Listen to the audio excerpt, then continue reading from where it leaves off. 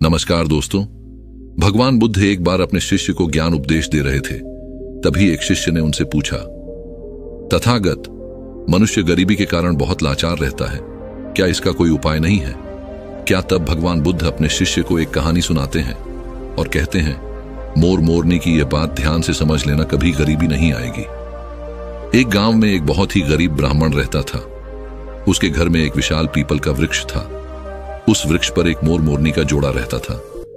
वे दोनों पति पत्नी बहुत ही बुद्धिमान थे और वह ब्राह्मण भी बड़ा ही सीधा साधा और सच्चा इंसान था। वह बेचारा गरीबी का जीवन जी रहा था, परिवार का पालन पोषण भी नहीं कर पाता था, लेकिन वह ब्राह्मण उन दोनों मोर और मोरनी का बहुत ख्याल रखता था। उनको खाने को भोजन देता और पीने के लिए पानी देता था। उस ब्राह्मण के दिल में पक्षियों के लिए बहुत दया थी। वह मोर और मोरनी भी उस ब्राह्मण के घर पर बहुत खुश थे। मोर को अपने लिए भोजन लेने कहीं जाना भी नहीं पड़ता था। ब्राह्मण भोजन उनके घोंसले में ही दे दिया करता था। फिर एक दिन मोरनी मोर से कहती है, पिया जी, यह ब्राह्मण मन का कितना अच्छा है, हमारी कितनी सेवा करता है, परंतु यह आवश्यकता से ज्यादा सीधा साधा है। यह अपने भोलेपन के कारण अपना आत्मविश्वास खो चुका है। यह अपने परिवार का पालन पोषण भी ठीक प्रकार से नहीं कर पाता है।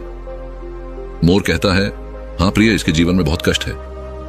तब मोरनी कहती है, पियाजी, संसार में यह 6 कष्ट बड़े ही दुखदायी होते हैं।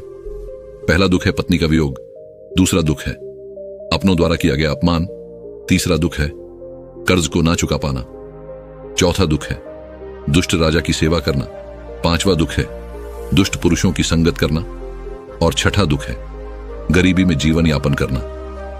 इन दुखों के कारण मनुष्य का शरीर बिना अग्नि के ही जलता रहता है।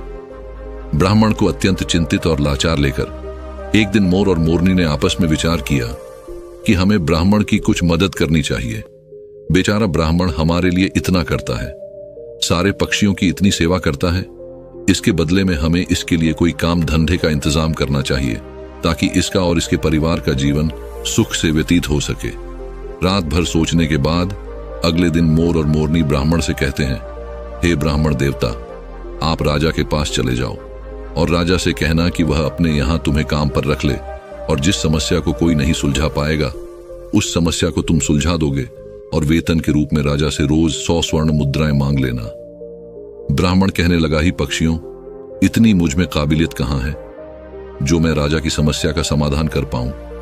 अगर तुम दोनों मुझे कहते हो तो मैं चला जाता हूं। मोर और मोरनी के कहने से वह गरीब ब्राह्मण राजा के दरबार में पहुंच गया और जैसा जैसा दोनों पक्षियों ने उसे समझाया, ब्राह्मण ने राजा से वैसा ही कह दिया और हर रोज वेतन के रूप में 100 स्वर्ण मुद्राएं भी मांग ली। राजा कहने लगा, ब्राह्मण, जानते हो 100 स्वर्ण मुद्राएं हमारे यहां मंत्री को भी नहीं मिलती हैं और तुम हमसे 100 स्वर्ण मुद्राएं पाना चाहते। ब्राह्मण ने सिर झुकाकर उत्तर दिया, हाँ महाराज, 100 स्वर्ण मुद्राएं से कम नहीं लूंगा। उधर मंत्री ने ब्राह्मण को देखा कि उसका रंग सांवला है, शरीर बहुत कमजोर है, मैले कुचले फटे पुराने वस्त्र हैं, सिर पर फटी हुई पगड़ी बंधी हुई है। उसका चेहरा बता रहा था कि वह ब्राह्मण बहुत ही गरीब है। फिर भी मंत्री को ना जाने क्या सोची। उसने राजा से कहा, महाराज, इसे आप 100 स्वर्ण मुद्राएं वेतन में रख लीजिए। यह ब्राह्मण गरीब तो है, पर जब 100 स्वर्ण मुद्राएं से कम में नहीं मान रहा है तो जरूर इसमें कोई ना कोई काबिलियत जरूर होगी। राजा बोला, मंत्री जी, यदि मैं इसे 100 स्वर्ण मुद्राएं में रोज पर रख लूंगा तो क्या दूसरों के साथ अन्याय नहीं होगा? हमारे पुराने दरबारी इतने रुपए नहीं पाते हैं। मंत्री ने कहा, महाराज ब्राह्मण, यदि 100 स्वर्ण मुद्राएं पानी की जीत कर रहा है तो जरूर कोई ना कोई विशेष बात इसमें होगी। इसके चेहरे को देखकर किसी निष्कर्ष पर मत पहुंच। मंत्री के बार बार आग्रह करने पर राजा ने ब्राह्मण को अपने यहां पर रख लिया। फिर शाम को राजा ने उस ब्राह्मण को 100 स्वर्ण मुद्राएं दे दी। 100 स्वर्ण मुद्राएं लेकर वह ब्राह्मण अपने घर आया और वह मुद्राएं उसने अपनी पत्नी के हाथ में थमा दी। उसकी पत्नी ने आज पहली बार इतना धन देखा था। उसकी आंखें फटी की फटी रह गईं और कहने लगी, आप इतनी स्वर्ण मुद्राएं कहां से लाए हो? ब्राह्मण ने कहा, देखो, डरने की कोई आवश्यकता नहीं है।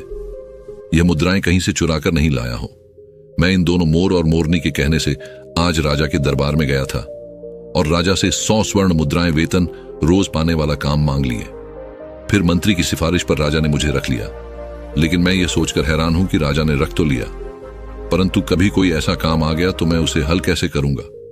तभी मोर ने हंसते हुए कहा, ब्राह्मण देवता घबराइए, मत देने वाला तो ईश्वर है, जब वह देता है तो छप्पर फाड़ कर देता है, जब उसने दिया है तो समाधान भी वही बताएगा। आज ब्राह्मण को उन दोनों मोर और मोरनी के फैसले पर बहुत खुशी हो रही थी। अब तो हर रोज ब्राह्मण को राजा के दरबार से 100 स्वर्ण मुद्राएं मिलने लगी। ब्राह्मण मुद्राएं लाकर अपनी पत्नी को दे दिया करता। ब्राह्मण की पत्नी ने पहले तो उन मुद्राएं से अपनी रोजमर्रा की जरूरत को पूरा किया और बचे हुए पैसों को ब्राह्मण और ब्राह्मणी ने मोर और मोरनी को दे दिया और कहा कि इन मुद्राएं पर तुम्हारा भी अधिकार है। फिर उन स्वर्ण मुद्राएं को मोर और मोरनी परोपकार के कार्यों में लगाने लगे। वह उन मुद्राएं से गरीबों को खाना खिलाने लगे, जंगल में रहने वाले पशुओं के लिए पानी की व्यवस्था करते और धीरे धीरे उन दोनों पति पत्नी ने ब्राह्मण की सहायता से एक पाठशाला खुलवा दी ताकि गरीब लोगों के बच्चे जो पैसों की कमी के कारण पढ़ नहीं पाते वह भी पढ़ सके। अक्सर बहुत से गरीब बच्चों का भविष्य भी गरीबी के कारण सिमट कर रह जाता है। उनके अंदर की उठने वाली योग्यता को धन न होने के कारण पंख नहीं मिल पाते हैं, इसलिए योग्य न होने पर भी वे लोग बस लाचार और बेबस बनकर रह जाते हैं। मोर और मोरनी ने उन रुपयों से नगर के हर एक और बेबस की सहायता की। उधर राजमहल में ब्राह्मण को देखकर दूसरे दरबारी उससे जलने लगे। वे हमेशा सोचते रहते थे कि मंत्री की मूर्खता के कारण यह ब्राह्मण रोज 100 स्वर्ण मुद्राएं ले जाता है और राजा साहब ने अभी तक इससे कोई 100 स्वर्ण मुद्राएं वाला काम भी नहीं लिया। फिर एक दिन ऐसा हुआ कि उस ब्राह्मण की परीक्षा का समय भी आ गया। राजा के दरबार में एक दूसरे देश के राजा का दूत आया और उसने कहा, महाराज, यदि आप हमारे 2 प्रश्नों का सही सही उत्तर देंगे तो हमारे राजा आपको हमारा आधा राज्य दे देंगे, नहीं तो आपको अपना आधा राज्य देना पड़ेगा, और यदि आपने उनके इस प्रस्ताव को ठुकराया तो वह आप पर आक्रमण कर देंगे। उस दूत की बात सुनकर राजा बड़ी चिंता में पड़ गया कि अगर दूसरे राजा की बात नहीं मानी तो व्यर्थ में ही रक्तपात होगा। फिर यह सोचकर राजा ने दूत से कहा कि तुम अपने राजा के दोनों प्रश्न हमें बताओ। इतना कहते ही दूत एक पालकी मंगवाई।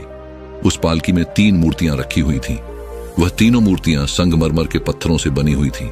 तीनों मूर्तियां देखने में बिल्कुल एक जैसी लगती थी। दूत ने कहा, महाराज, हमारे महाराज का पहला प्रश्न है कि इन तीनों मूर्तियों में श्रेष्ठ मूर्ति कौन सी है। यह सुनकर राजा और समस्त दरबारी सोच में पड़ गए।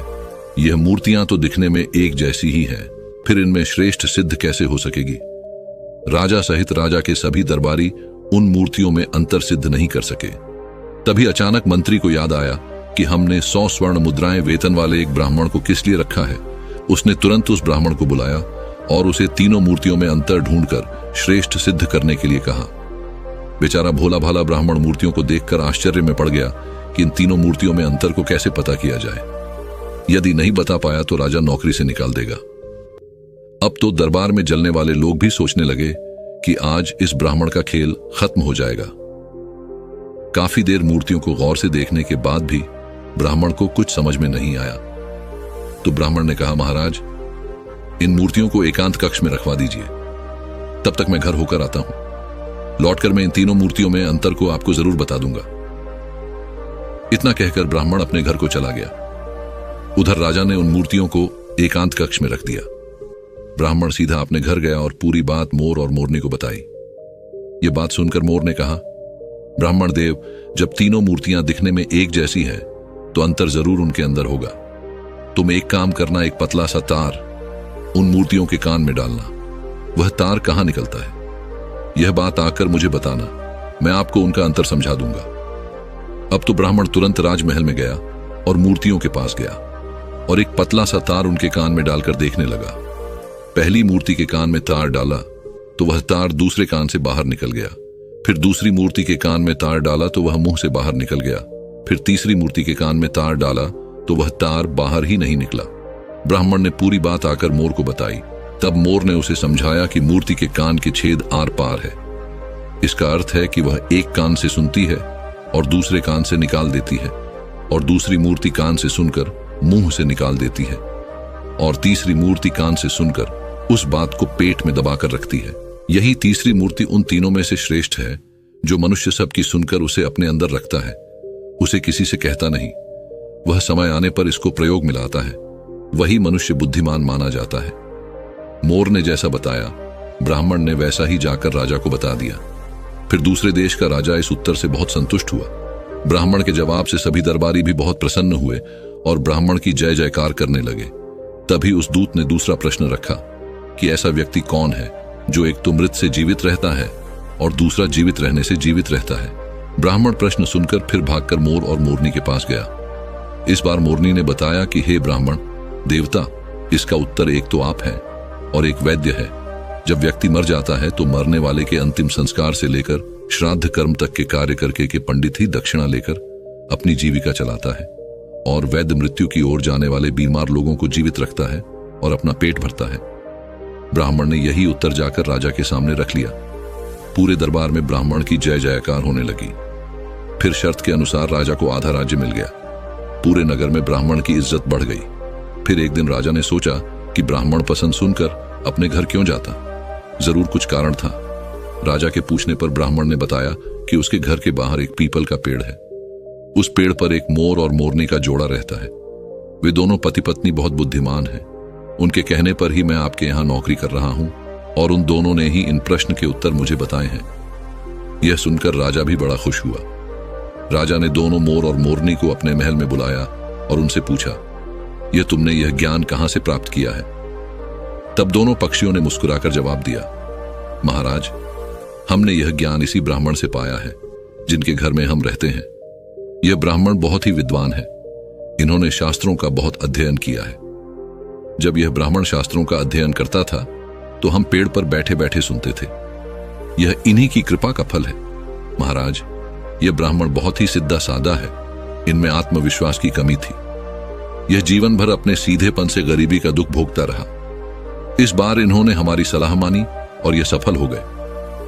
राजा कहने लगा, हे पक्षियों, मुझे तुम पर बहुत गर्व है। तुमने एक लाचार ब्राह्मण का मान बढ़ाया है, साथ ही साथ इस राष्ट्र का नाम रोशन किया है। मांगो, तुम क्या मांगना चाहते हो? तब मोर कहता है, महाराज, मैं चाहता हूं कि हमारे नगर में सभी जीव जंतुओं जीवन सुखमय हो और कोई भी पक्षी या कोई भी जानवर भूख या प्यास के कारण न मरे। मोरनी भी कहती है, महाराज, मैं चाहती हूं कि हमारे राज्य में बेटों की तरह ही बेटियां भी शिक्षा प्राप्त करें।